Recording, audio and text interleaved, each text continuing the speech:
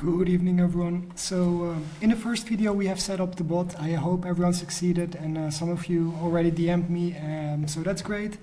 For those that have set up the bot, let's get into it. Let's start creating some strategies, some simple ones just to get you familiar. And I would really appreciate if you could follow along and make some agent tables yourself, just to get familiar with these agent tables and these settings that you have to fill in for the tables. As I said in the earlier video, I'm not expecting you to create all your own strategies at the beginning, definitely not. I will explain you later on how you can modify my strategies to fulfill your own needs. But in order to do that well, we kind of have to know the basics. We have to know how to make some simple trading tables, right? So on the last video, we created a strategy, we deployed it, and it's currently here trading. It was the shorty table. So I ran it on my VPS, right? And here we go into the VPS through remote desktop, and we can see that the bot is still running. And we can go over to the user interface, which we have here. We can refresh the data so that it takes all the new trading data, and sometimes you get a server error. You just want to refresh that, try again, and you can see it loaded up all the completed trades. So if you want to know which trades have completed, you want to filter on shorty, and what I like to do is filter them by highest fitness score and then do a search, and then you can see, for example, the agent with the name bear 6.9.4, so that's a grandchild of bear 6, and it's a child of bear 6.9, right?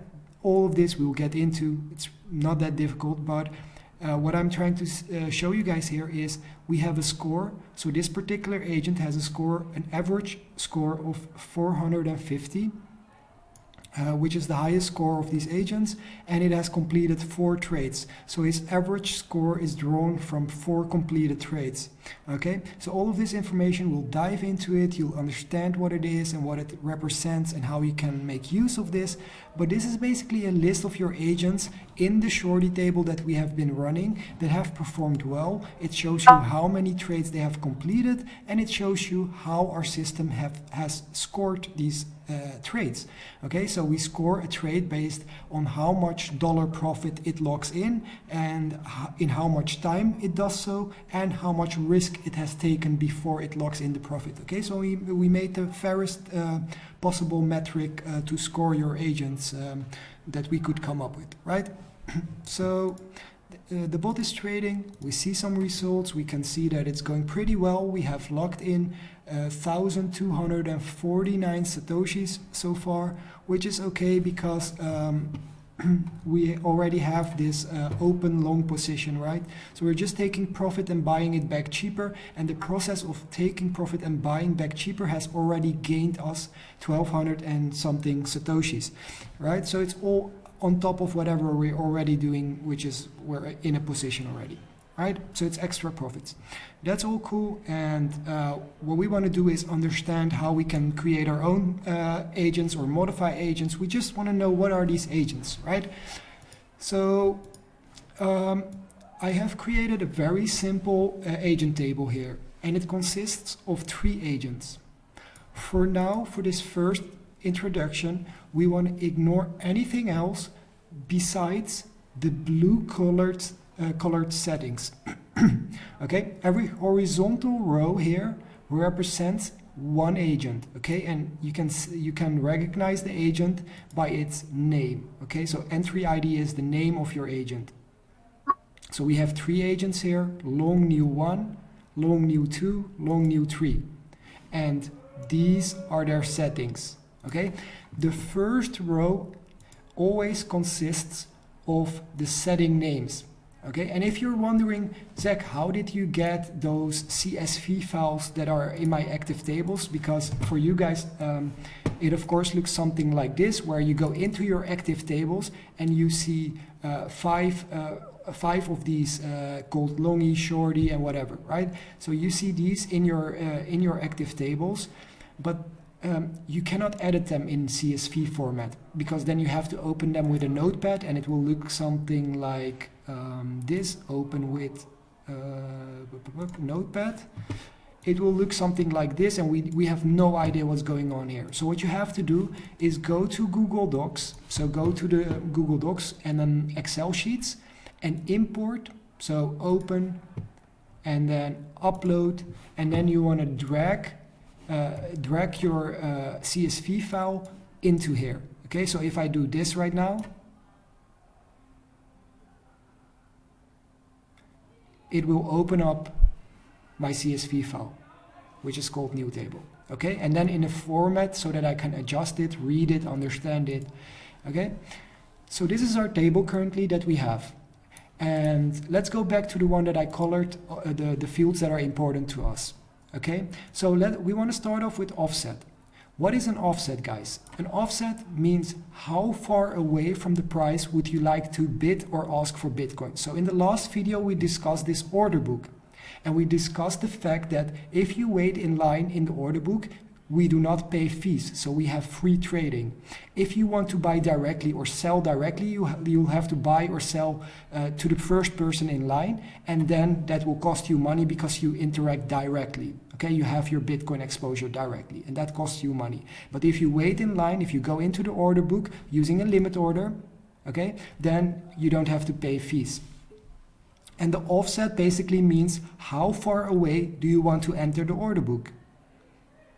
Right? So if we have the Bitcoin price, and this is a really low time frame, the 30 seconds, and currently we're trading at 30,450 approximately, right? Let's say we set an offset of $50. Okay, so our offset, we set it to $50.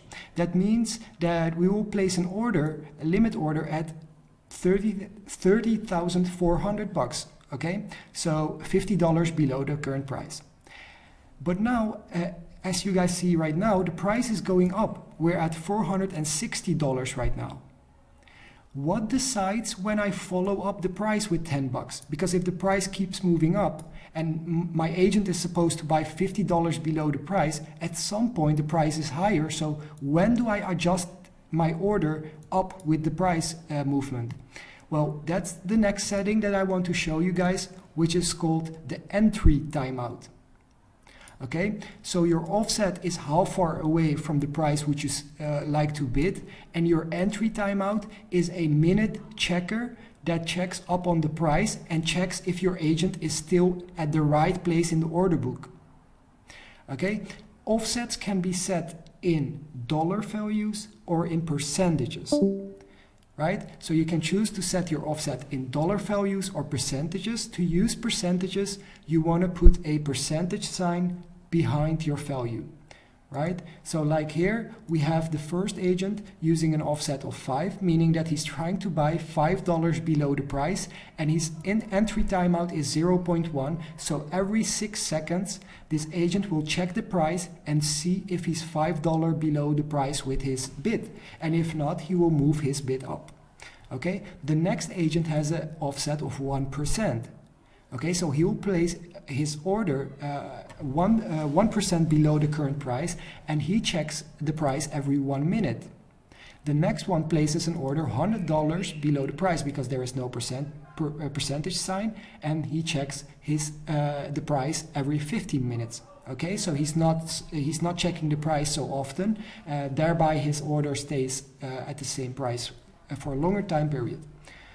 Right, so this way your agents can chase the price up or down, or they can remain at the same price. So a lot of my agents, which you can see in my normal table, you can see an entry timeout of 999, basically meaning that this agent will not move with the price. He's just set to this price. He's not going to follow the price up or down. Why? Because I have my support or resistance that I want to defend, and I don't want to move away from that support or resistance. Okay, so there's multiple ways to do it, but now we have covered the entry timeouts and the offsets. The next thing we want to do, because now the agent has entered a trade. Okay, so for example, we bought Bitcoin $5 below the price where this agent started. Okay, so now we bought Bitcoin. How much Bitcoin did we buy? We bought 1% of our equity. Okay, so if we have $1,000 on the account, that means that we bought $10 worth of Bitcoin. okay? And if you don't put a percentage sign behind the amount, just like with the offset, then you will have a dollar amount. So the second agent is trying to buy $2 worth of Bitcoin. The third agent is trying to buy $3 worth of Bitcoin. Okay, so 1% of equity, $2 worth of Bitcoin, $3 worth of Bitcoin. That's how you can set up your amounts. Right? So, but where are we exiting? So yeah, that's fine. We're buying, for example, for the second agent, 1% below the price. We're buying $2 worth of Bitcoin. Okay, but where are we selling? What is our profit target? Well, in order to get the profit target, you do your offset times exit multiplier. The exit multiplier is the factor, the profit factor that you want. Okay, so if you're trying to buy 1% below the price, then you're trying to exit 2% above your entry. All right, and we're going to activate this table in a second, and you'll see everything play out. It will make a lot more sense.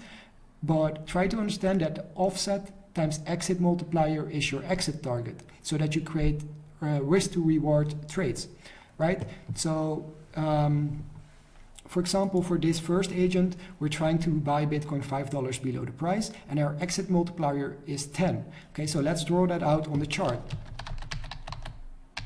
Okay, we're currently at 30,407. We're trying to buy $5 below the price. That would be around 400. Let's put a line around 400. Okay, so if the price comes down to 400, which is $5 below the price, our order would be filled. Okay, so our bid would be in the order book, price would come down, and we would be filled. And next thing, we would aim for a $50 profit target. So we would place our exit at 30,450. So here, okay, so price came down $5, and right away your agent placed an exit $50 higher, because he did $5, which was his offset, times 10, which was the exit multiplier, is 50. Okay, so times 10 his offset. Okay, so just go back and have a look again. Okay, so your offset times exit multiplier becomes your target. Price came down $5, our target became $50. Okay, price comes down 1%, we buy and aim for a 2% move up. Okay, price comes down $100, we buy and we aim for a $10 move. Okay, so that's a little bit a different kind of scenario where we're trying to wait for price to dump a lot. Okay, so price dumps $100, and then we only try to take $10 worth of profit target. Okay, so now you would wonder, why would you do this? Well, this way you can average down, right? So if I enter here and exit here, it's still a profit, and thereby I improve my average entry if there was any. Okay, so there is multiple reasons that you could make use of that. All right, so we have the offset times exit multiplier is your exit target. We have the amounts, which you can set in percentages by putting a percentage sign behind it, and then it will be a percentage of your equity on Bybit, so whatever you deposited in Bitcoins, or you can use a dollar amount. We have the entry timeout, which checks the Bitcoin price and makes sure that your offset is correct based on the new Bitcoin price every X amount of minutes. Okay, the next thing, we can see that these agents have their buys allowed set to true. Okay, so they're, the buys allowed are true, so they're allowed to buy, but the sells allowed are set to false, so they're not allowed to sell. What does that mean? These agents, all three of them, are allowed to do a buy first and try to exit that buy profitably. They are not allowed to start off with a sell and try to buy it back cheaper. So these agents will all try to buy first and then sell for profit. And if you set the sells allowed to true, then they will be selling first and buying back for profit. You could also set both of them true. Then they will place a sell and a buy. Right? So these will tell your agent whether they are trying to long Bitcoin, so buy Bitcoin exposure, or sell Bitcoin exposure based on this true or false. Okay, so you can copy these over if you want to change that or adjust these in the future. Okay, We leave all of these empty. The values in all of these fields do not matter because the prevent entries and exits are set to false, which we'll get into in the next video, and the trailing, all of that is set to 0. Okay, the only thing that you'd want to pay attention to is whenever you create agents, you can never have the same name while you're using your bot. Okay, so in all of your strategies, none of the agents can have the same name, right? So I cannot have a different strategy that also makes use of these names, because the bot will then send me an error message and it will not work. Okay, and best practice is to always come up with creative names so that we can recognize your trades, because we will also be competing amongst each other, and like all our data is being tracked, so we can always see which of the agents are performing best on weekly basis or monthly basis and stuff like that. So we're planning competitions and fun things around this. So it would be fun if you could, for example, make up a tag for your name or your initials and put that in front of your agent names when you create your own agents, so that everyone can recognize when they see the score, the top score for the agents, that those were created by you. Okay, so we have kind of discussed all of these settings. Let's just put them in action and see how they perform on the market. There we go.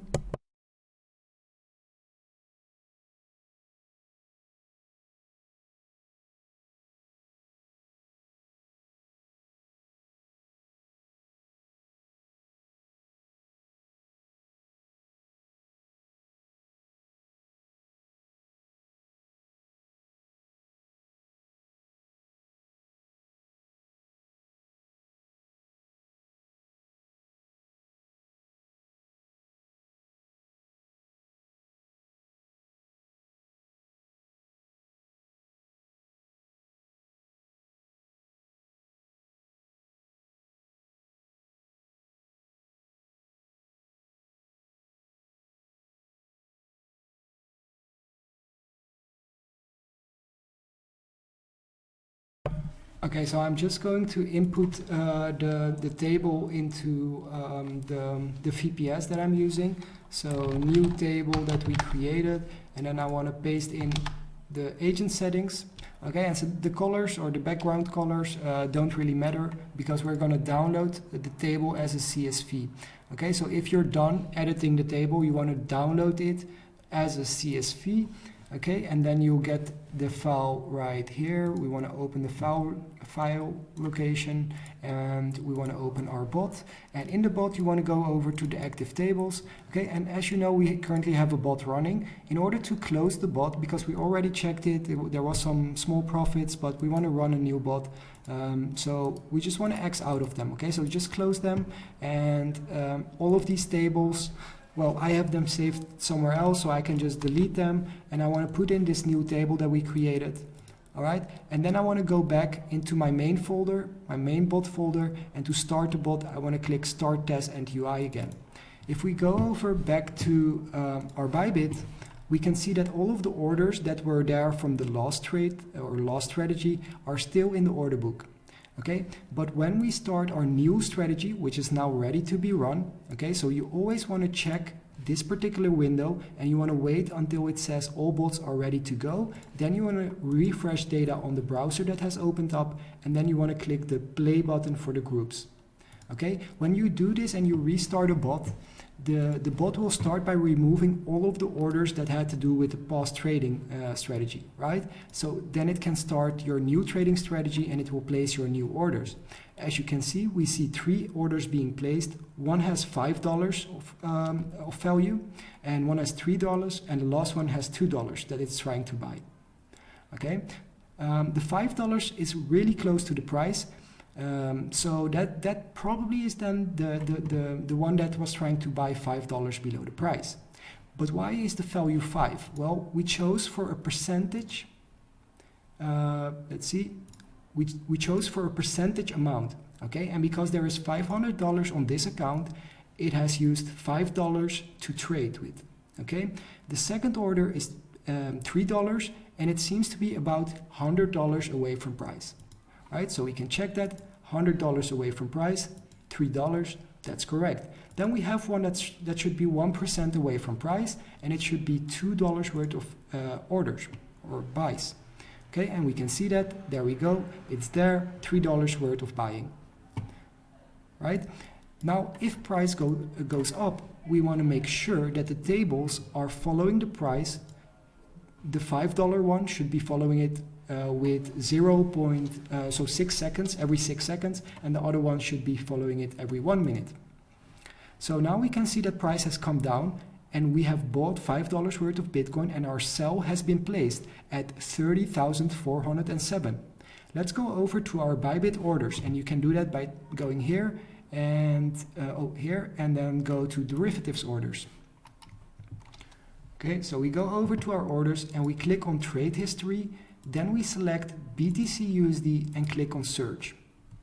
We can see that we bought $5 at 30,357, right? And our exit target, if we go back to the table, we have $5 times 10, so we're trying to exit $50 above our entry, and $50 above the entry that we have, wrong one, above this entry would mean that our exit should be placed at 30,407.5. Okay, so let's have a look at our chart again and see where our exit is placed, and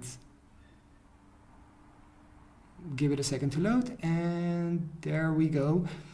Our exit is indeed placed at 30,407.5. All right, so we're indeed trying to lock in $50 worth of spread, just like we intended it using our table. Right? Okay, so our agents are trading and they're doing exactly what we programmed them to do. And that's pretty much the basic, guys. It starts with placing orders wherever you want to have them.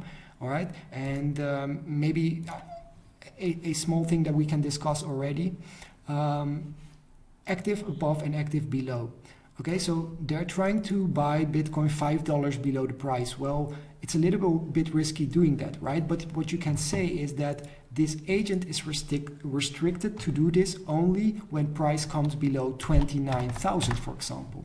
Okay, so now you have given this agent a support level, so he will wait, and only if price comes below 29,000, he will start doing his little trades, trying to buy $5 below the price and aim for $50 profit using 1% of your equity. Only if we come below 29,000. And the same you can do it for come above, sorry, so this is the wrong field. I should have filled it in here. There we go. But you can also use this field, right? So you'll be able to do a lot of things using the settings, but it all starts with understanding the offset, playing around with it. So try to create some DCA agents using really low amounts. For example, you give all your agent $1 to $5 amounts, and then have them trade, activate them, deactivate them, because now we have activated our tables. You can see that the orders are in the order book, but we can also click this table again. And if we go back to Bybit, we should see our orders being removed, right? So 2 of our buy orders are now removed, but this fella right here is still there because this agent entered a $5 trade and he's trying to exit, so he cannot go offline. He's still on duty. So the agent is still on duty. That's kind of the philosophy behind it, right? Because he's still on a trade, even if you pause the strategy, he will still try to complete his job and then he will go offline. So he will not try to buy again and then do this again. But but he does wait until he finishes his job before going offline, right? So we can start and pause tables because I can go back and click that again, and then the 2 remaining agents that haven't found a job are back trying to trade. Right, guys, so we created 3 agents. We used the offsets and some of the other settings, so offsets, exit multiplier amounts, and entry timeouts, buy sells allowed, entry ID. So we got a lot of the settings covered already, and you are already pretty much able to set DCA buys and sells using the bot. Okay, so just play around with it, get familiar with it, and if you have questions, do feel free to ask them in the chats that we've created for them. And in the next videos, I will add a little bit more complex strategies on top of what we know today. So just get familiar with this, because then we'll get to the fun stuff where we will do really exciting stuff. Yeah, I'll see you guys in the next video. Hope you guys enjoyed this, and see you soon.